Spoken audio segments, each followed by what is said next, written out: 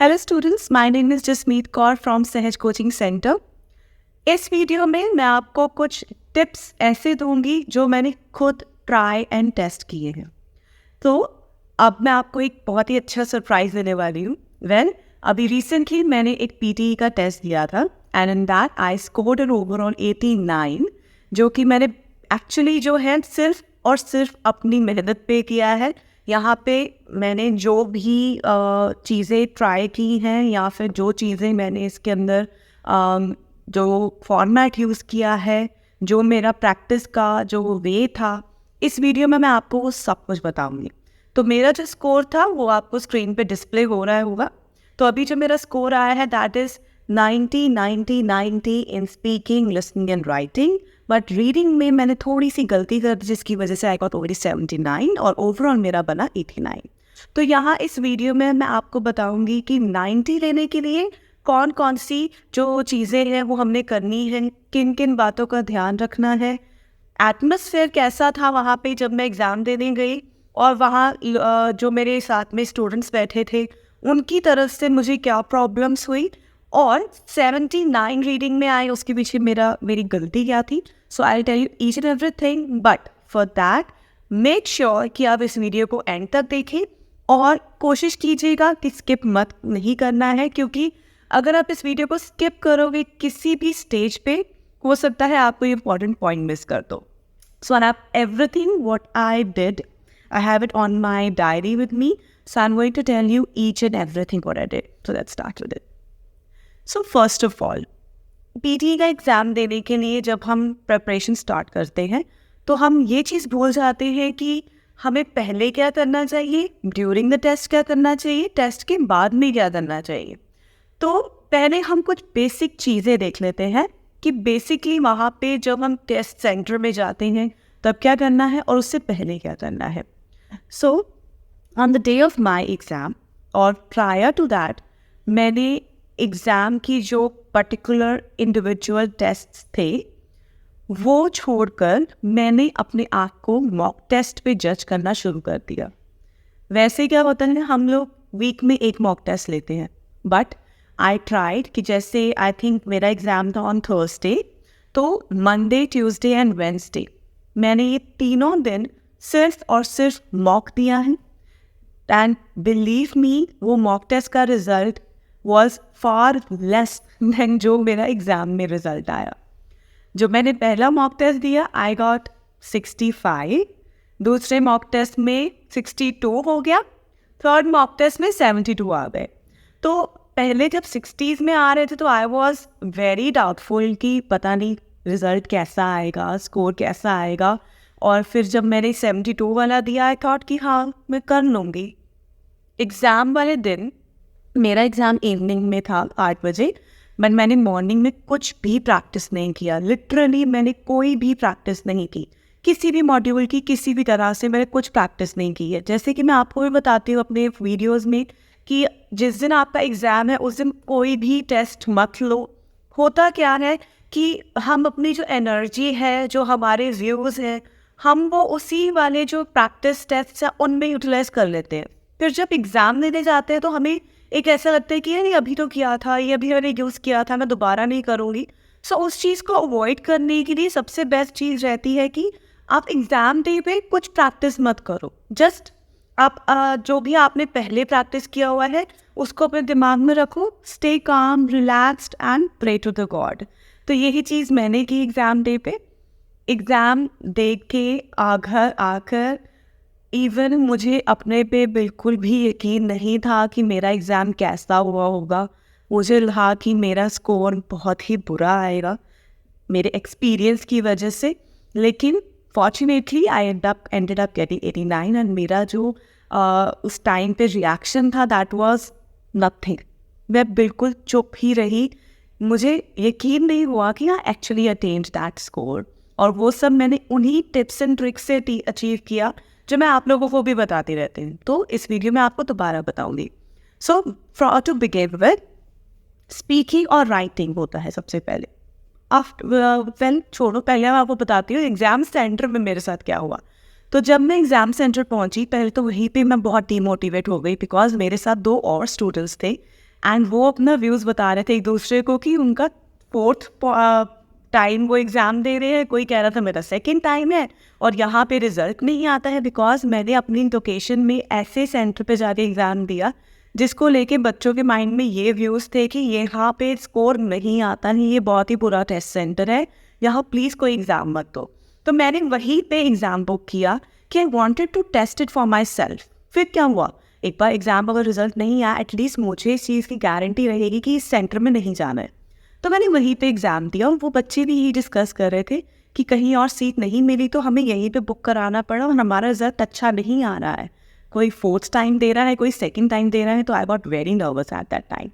But अंदर enter होके जब मेरा वहाँ पे हैंड स्कैन हो गया, फ़ोटो हो गई, मुझे उन्होंने मेरी सीट पे बिठा दिया, सिक्योरिटी चेक करके चेक किया कि I was not carrying any kind of a cheating material. तो वो सब उन्होंने चेक किया and they send me to my seat and started my exam. अब हुआ क्या, सभी बच्चे जो मेरे आसपास बैठे थे कैंडिडेट्स, उन्होंने अपनी स्पीकिंग भी स्टार्ट कर दी, लेकिन आई प्लेड स्मार्ट।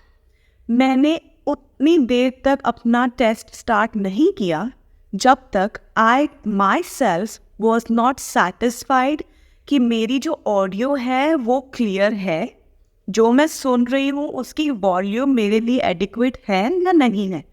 मैंने कोई जल्दबाजी नहीं की, क्योंकि आप अपने बेसिस पे जब तक सेटिस्फाइड नहीं हो with your voice quality and your hearing quality, जो साउंड आपको आ रही है हेडफोन्स में, आप अपना एग्ज़ाम स्टार्ट मत करो। वहाँ पे कोई ये हार्ड एंड फास्ट रूल नहीं है कि सबने एक ही टाइम पे शुरू करना है। आप अपनी तसल्ली करो, आराम से आप सुनो, अपनी आवाज़ को रिकॉर्ड करो, देखो माइक कहाँ पे एडजस्ट सही कर रहा है। अब क्या होता है, कई बच्चे माइक जो है ज़्यादा अपने मुंह के पास रख लेते हैं, उससे क्या होता है आपकी जो ब्रीदिंग की हवा की जो आवाज़ है वो भी आ जाती है, उसकी वजह से आवाज़ फटनी शुरू हो जाती है। कुछ बच्चे बहुत दूर कर लेते हैं, उससे आवाज़ धीमी हो जाती है। तो हमें एक एडिक्वेट डिस्टेंस पे रखना है। वो डिस्टेंस क्या है, अपने मुंह से 2 फिंगर्स की डिस्टेंस पे आपका माइक होना चाहिए। फिर भी आपको लगे कि नहीं मुझे कॉन्फिडेंस नहीं है, आप अपने आप को रिकॉर्ड करो, दोबारा सुनो और अपनी जो वॉल्यूम है हेडसेट की वो एडजस्ट कर लो जहाँ पे आप कंफर्टेबल हो। अगर आप एक सिख हो, आप टर्बन वेयर करते हो, तो डेफिनेटली आपको एक हायर लेवल की वॉइस चाहिए, साउंड चाहिए। लेकिन अगर आप एक गर्ल हो या फिर आप कटिंग है आपकी, आप टर्बन वेयर नहीं करते हो, तो डेफिनेटली आपको थोड़ी सी आवाज़ धीमी चाहिए। उसके बाद स्टार्ट किया मैंने अपना स्पीकिंग का टेस्ट। अब यहाँ पे बच्चे ऑलरेडी रिपीट सेंटेंस कर रहे हैं, मेरे रीड अलाउड शुरू हुए हैं, तो वहाँ नर्वसनेस डेफिनेटली होती है। ये चीज़ मैं एक्सेप्ट करती हूँ, एग्री करती हूँ कि नर्वसनेस बहुत ज़्यादा बढ़ जाती है, बिकॉज जो हमारे साथ एग्ज़ाम दे रहे हैं वो बच्चे ऑलरेडी काफ़ी आगे निकल गए हैं और हमें क्या है वहाँ पर उनके रिपीट सेंटेंस सुनाई दे रहे हैं। तो वहाँ हमने क्या करना है, हमें रीड अलाउड्स के ऊपर फोकस रखना है। बोलना कैसे, एक तोते की तरह नहीं रटना है उस चीज़ को, हमें एक रोबोटिक वॉइस में नहीं बोलना है। मैंने I just took a deep breath और बहुत ही आराम से कामली मैंने अपने रीड अलाउड्स किए। मैंने कोई जल्दबाजी नहीं की, जहाँ पे मुझे पॉज लेना चाहिए था मैंने पॉज लिया, जहाँ मेरी आवाज़ हाई होनी चाहिए थी मैंने हाई की। लेकिन मैंने जल्दबाजी नहीं की ये सोचते हुए कि बाकी बच्चे स्पीकिंग का टेस्ट कंप्लीट कर चुके हैं। नहीं करना है ऐसे, आप अपनी पेस पे चले, दूसरों को देख के नहीं करना है, अपनी स्पीड और पेस पे रहिए, आप बहुत अच्छा करेंगे। नेक्स्ट बारी आई रिपीट सेंटेंस की। अब जब मैं रिपीट कर रही हूँ वो लोग पता नहीं कोई रिटेल कर रहा है, कोई डिस्क्राइब कर रहा है, बिकॉज हर कोई अपनी स्पीड पे चल रहा है। तो मैंने वहाँ एक थोड़ा सा ट्रिक यूज़ किया।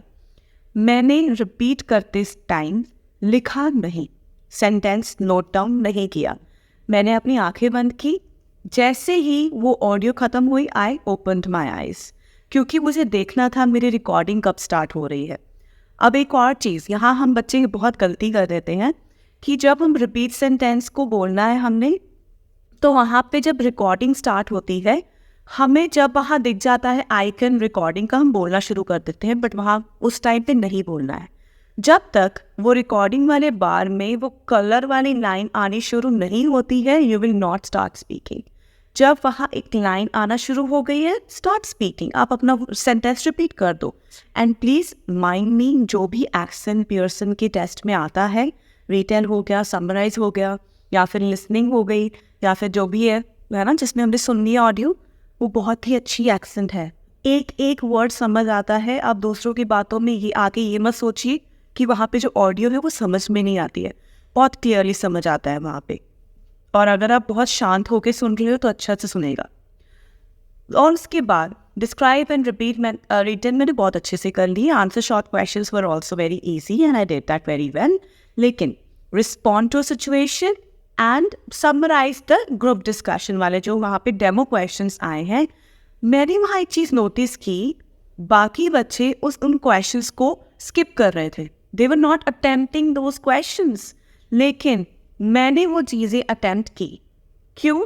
क्योंकि मुझे लगा कि अगर मैं इनको स्किप कर दूंगी तो आगे जो मेरा राइटिंग का पार्ट है उसमें तो मैं डाउटफुल रह जाऊंगी, ये सोचूंगी कि मैंने वो क्वेश्चंस तो अटेम्प्ट ही नहीं करे, कहीं ये ना हो कि मुझे वहाँ पे स्कोर ना मिले, कहीं ऐसा ना हो कि मेरा स्कोर डिडक्ट हो जाए, बाद में जो रिग्रेट करूंगी मैंने पहले ही उनको अटेम्प्ट कर लिया। और जब आप ऐसे क्वेश्चंस को अटेम्प्ट करोगे जिनका स्कोर नहीं लग रहा है और अगर आप उनको बाय चांस लीव भी कर देते हो तो एक पता ही है, हमें तो पता ही नहीं ना कंप्यूटर क्या चीज़ देख रहा है क्या नहीं देख रहा है।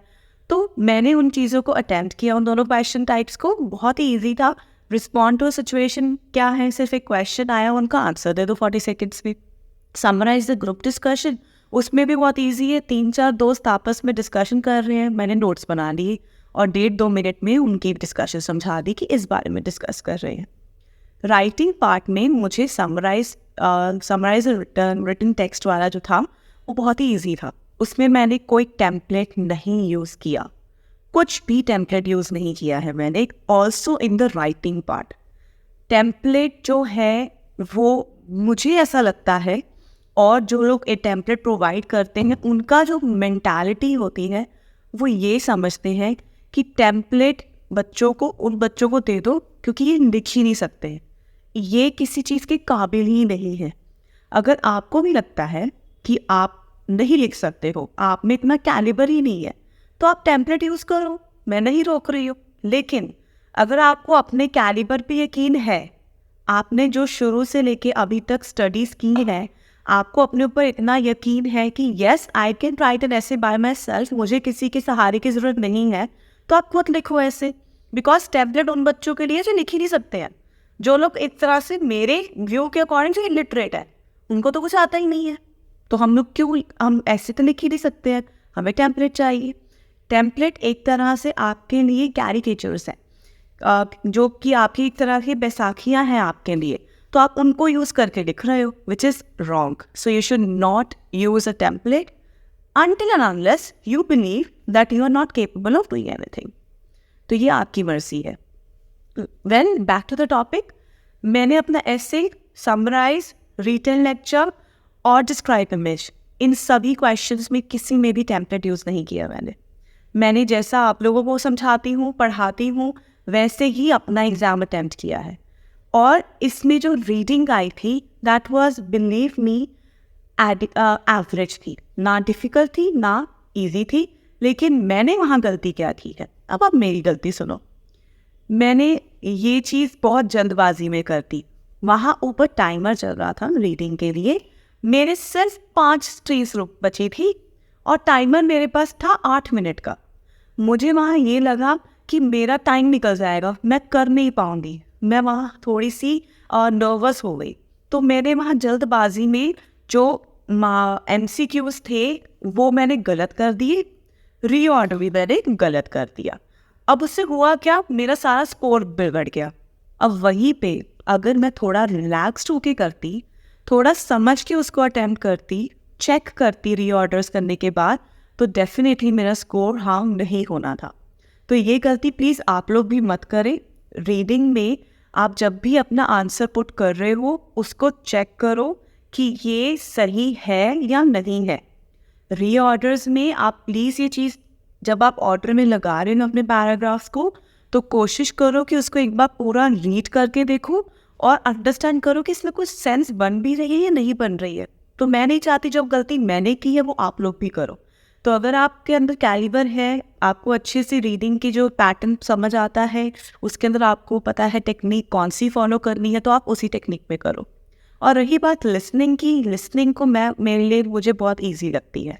क्योंकि देखिए लिसनिंग में क्या है, अगर फिल इन द ब्लैंक्स भी कर रहे हैं तो वो सीधा सीधा ही बोल रहे हैं, सिर्फ वो ब्लैंक वाला वर्ड उठा के हमने लगा देना है। और मैंने यहाँ पे लिसनिंग में क्या किया, मैंने अपने जो वर्ड्स थे वो डायरेक्ट टाइप किए हैं, मैंने कुछ भी नोट्स नहीं बनाए उसके लिए। हाँ, समराइज स्पोकन के लिए मैंने नोट्स बनाए थे, मैंने डायरेक्टली टाइप नहीं किया है उसको, मैंने उसके नोट्स बनाए हैं और नोट्स के बाद मैंने उनको वहाँ पे लिखा है। जो फिल इन द ब्लैंक्स थी मैंने उसमें कोई नोट टेकिंग नहीं की है, मैंने उसके अंदर डायरेक्टली जो है टाइप किए हैं। जहाँ मुझे लगा कि एक स्टेटमेंट में 2 ब्लैंक्स हैं, मैं टाइप नहीं कर पाऊंगी, वहाँ मैंने उनको शीट पे लिखा है। तो आप ये दोनों चीज़ें यूज़ कीजिए। जहाँ पे एक स्टेटमेंट में 2 ब्लैंक्स आ गई, आप टाइप नहीं कर पा रहे हो, आपको लगता है कि you might miss the blank, तो प्ले इट स्मार्टली। आपके पास नोटपैड है, आप स्क्रीन पे देखो, वर्ड साइड पे लिख लो और फिर उसको वहाँ पे टाइप इन कर दो। लेकिन ये हर जगह यूज़ मत करो। जहाँ पे ब्लैंक एक स्टेटमेंट छोड़ के है, स्पेस्ड है, आपके पास टाइम है टाइप करने के लिए तो टाइप कर दो। अगर टाइम नहीं है, आपको लग रहा है वो नेक्स्ट ब्लैंक छूट जाएगी, तो आप नोट टेकिंग कर लो। और उसके बाद आते हैं हमारे right from dictation. Right from dictation भी मैंने जो है सीधा सीधा टाइप किए हैं, मैंने नोट पैड पर नहीं लिखे हैं। अब आप जब प्री टेस्ट क्या करना है, आपको अपने जो वीक पॉइंट्स हैं उनको तो आपने प्रैक्टिस करना ही करना है, साथ ही साथ बाकी मॉड्यूल्स को भी उतना ही टाइम देना है जितना आप अपने वीकर मॉड्यूल्स को दे रहे हो। बच्चे क्या करते हैं, वीकर मॉड्यूल को ज़्यादा फोकस कर देते हैं और जो उनके बाकी के मॉड्यूल्स हैं उनको छोड़ देते हैं। एंड रिजल्ट क्या होता है, उनको वहाँ पे स्कोर ही नहीं मिलता है। जो वीकर था वो ऊपर चला जाता है, जो स्ट्रॉन्ग थे वो नीचे आ जाते हैं। तो हमें वहाँ पे बैलेंस बना के रखना है, चारों मॉड्यूल्स को इक्वल टाइम देना है, कहीं पे भी हमने उसको मिस नहीं करना है। ड्यूरिंग टेस्ट हमने क्या करना है, अपने आप को काम रिलैक्स्ड रखना है। दूसरे जो कैंडिडेट्स हैं उनके कौन से क्वेश्चन भी हैं, वो लोग किस पे नहीं है, वहाँ ध्यान नहीं देना है। अपनी स्क्रीन को देखो, अपनी स्क्रीन के बारे में ही फोकस रखो। और पोस्ट टेस्ट क्या करना है, वो सोचो कि टेस्ट के बाद हमने करना क्या है, यहाँ पर हम क्या चेक कर ही नहीं सकते हैं। तो पोस्ट टेस्ट क्या करना है, जब आपका टेस्ट खत्म हो जाए, you are going to raise your hand. आप वहाँ अपनी सीट से खड़े नहीं हो जाओगे, आप इधर उधर नहीं देखोगे, क्योंकि अगर आपने ऐसा किया, there is a camera over your head. अगर आपने ऐसा किया, you might be considered cheating, आप डिस्क्वालीफाई हो सकते हो। तो आपने क्या करना है, एग्जाम खत्म होने के बाद you just need to simply raise your hand, someone will come, आपका टेस्ट सबमिट करेंगे और आपको वहाँ से बाहर ले जाएंगे। तो ये सारे टिप्स एंड टेक्निक्स बहुत ही यूज़फुल है, मैंने खुद ट्राई किए हैं, तो आप भी इनको ट्राई करो। Template, I again request you, template मत यूज़ करो, वो आपको एक तरह से बिल्कुल ही क्या कहते हैं, आपके अंदर कैलिबर नहीं है, इसलिए आपको टेम्पलेट दे रहे हैं। वो लोग सोचते हैं कि आप लोग तो ऐवे ही हो, आपको कुछ भी दे दो आप कर लोगे, वो आप लोग को कुछ, आपके अंदर कुछ आर्ट नहीं है, आप नहीं लिख सकते हो। तो ऐसा नहीं है, you all have a lot of calibre in you, आप बहुत ही अच्छा कर सकते हो। तो आप विदाउट टेम्पलेट ही अपना ऐसे लिखो। आई होप आपको मेरे टिप्स एंड ट्रिक्स पसंद आए होंगे। अगर आपको पसंद आए तो आप प्लीज़ वीडियो को लाइक कीजिएगा, अपने doubts and queries comment section में लिख के भेजो, और ये वीडियो उन स्टूडेंट्स के साथ भी शेयर करो जो लोग अपने एग्जाम देने वाले हैं। And subscribe to the channel if you new to it, and don't forget to click the bell icon. Thank you so much for watching.